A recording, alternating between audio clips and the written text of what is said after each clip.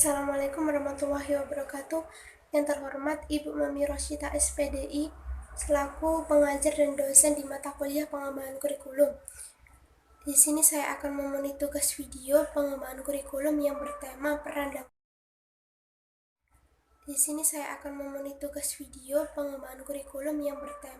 dan fungsi kurikulum.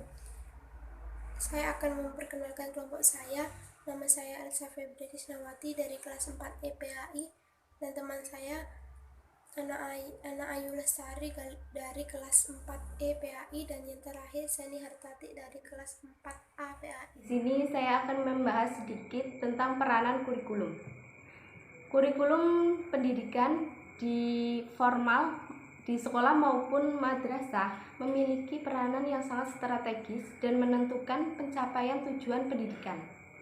Menurut Umar Hamalik, terdapat 3 peranan yang dinilai sangat penting, yaitu peranan konservatif, yang kedua peranan kreatif, dan yang ketiga peranan kritis dan evaluatif.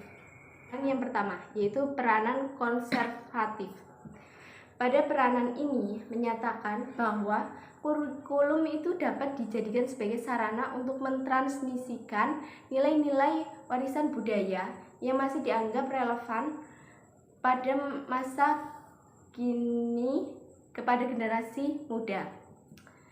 Dan pada hakikatnya, peranan ini menetapkan kurikulum yang dikembangkan memiliki kesadaran dan muatan masa lalu dalam relasinya dengan masa sekarang. Dan peranan ini dianggap sangat penting dan mendasar sesuai dengan pendidikan yang pada hakikatnya merupakan proses sosial masyarakat dan bagian di dalam masyarakat itu sendiri. Peranan yang kedua yaitu peranan kreatif. Pada peranan ini menekankan bahwa kurikulum harus mampu mengembangkan sesuatu yang baru sesuai dengan perkembangan yang terjadi dan kebutuhan-kebutuhan masyarakat masa sekarang maupun masa yang akan datang.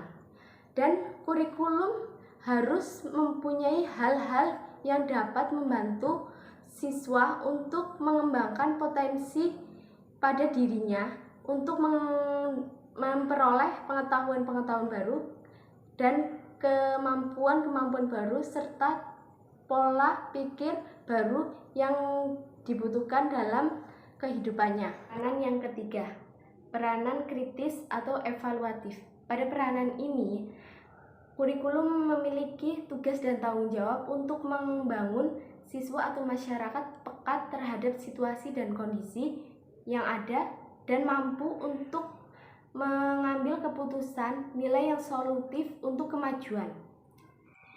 Yang saya bahas yaitu tentang fungsi kurikulum, yang mana fungsi kurikulum di sini adalah sebagai suatu pedoman atau acuan. Bagi seorang guru, fungsi kurikulum ini adalah sebagai pedoman untuk melaksanakan suatu proses pembelajaran. Sedangkan untuk kepala sekolah atau pengawas, fungsi kurikulum itu adalah sebagai pedoman untuk mensupervisi atau pengawasan. Sedangkan menurut seorang orang tua, fungsi kurikulum itu adalah sebagai pedoman untuk membimbing anaknya ketika belajar di rumah. Sedangkan oleh masyarakat, fungsi kurikulum itu adalah sebagai pedoman untuk memberikan bantuan untuk terselenggaranya proses pendidikan di sekolah. Sedangkan untuk siswa sendiri, fungsi kurikulum itu adalah sebagai suatu proses pembelajaran. Sedangkan secara luas, fungsi kurikulum ini dibagi menjadi 6. Yang pertama itu fungsi penyesuaian, yang kedua fungsi integrasi, ketiga fungsi diferensiasi, yang keempat fungsi persiapan, yang kelima fungsi pemilihan, dan yang keenam yaitu fungsi diagnostik. Yang pertama itu fungsi penyesuaian, yang mana fungsi penyesuaian itu adalah sebagai alat pendidik harus mampu mengarahkan siswa agar bisa menyesuaikan diri dengan lingkungannya, entah itu di lingkungan fisik maupun lingkungan sosial. Karena perubahan lingkungan yaitu bersifat dinamis. Jadi seorang siswa itu harus bisa menyesuaikan diri dengan lingkungan-lingkungan yang ada di sekitarnya. Yang kedua itu fungsi integrasi, yang mana alat pendidik itu harus mampu menciptakan pribadi-pribadi yang utuh. Jadi, siswa di sini itu harus mampu dibutuhkan dan dapat berinteraksi dengan baik pada masyarakat. Yang ketiga itu fungsi diferensiasi, yang mana alat pendidik itu harus mampu memberikan pelayanan terhadap perbedaan-perbedaan individu. Dengan berbedanya individu, maka karakteristik siswa akan berbeda-beda, entah itu karakteristik dalam hal fisik maupun psikis.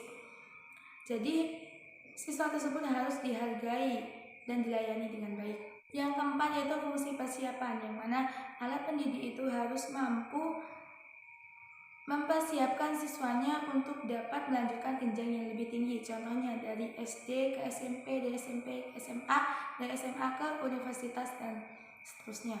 Yang kelima yaitu fungsi pemilihan, yang mana alat pendidik itu harus mampu memberikan kesempatan pada siswa untuk dapat memilih program-program belajar yang sesuai dengan kemampuan dan minatnya. Seperti yang sudah dijelaskan tadi, yaitu fungsi diferensiasi. Siswa itu memiliki perbedaan karakter. Jadi, dengan berbedanya karakter tersebut, maka kemampuan dan minat siswa juga berbeda.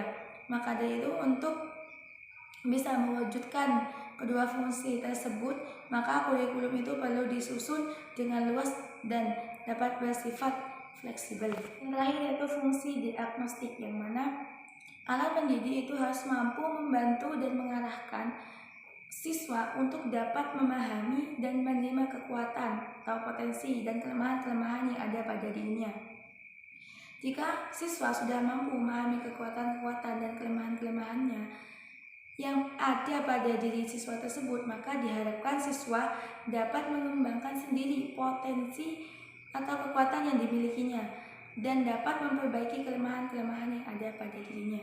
Dapat disimpulkan bahwa peran kurikulum itu dibagi menjadi 3. Yang pertama, peranan konservatif. Yang kedua, peranan kreatif. Dan yang ketiga, peranan kritis dan evaluatif.